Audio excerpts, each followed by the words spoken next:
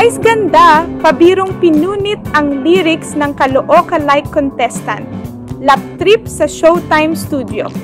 Tawang-tawa ang lahat sa studio ng It's Showtime matapos ang unexpected na eksena sa Caloocan-like segment ng programa. Habang seryosong kumakanta ang contestant na si Jericho na Caloocan-like ng isang sikat na aktor, napansin ni Vice Ganda na masyadong tutok si Jericho sa hawak nitong lyrics.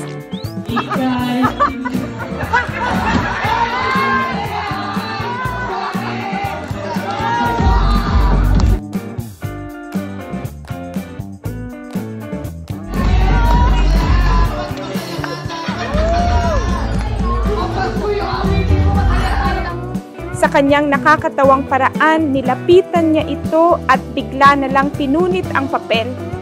Ayan, para mas feel mo ang kanta, pabirong sabi ni Vice na agad ikinatawa ng audience, co-hosts, at pati na rin ng contestant.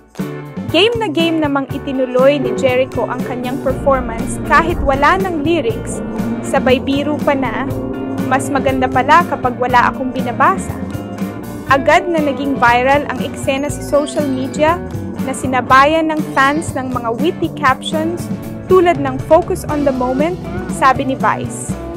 Ang comedic timing ni Vice Ganda ay muling pinatunayan, kaya naman walang makakatalo sa kanyang natural na kabog abla humor.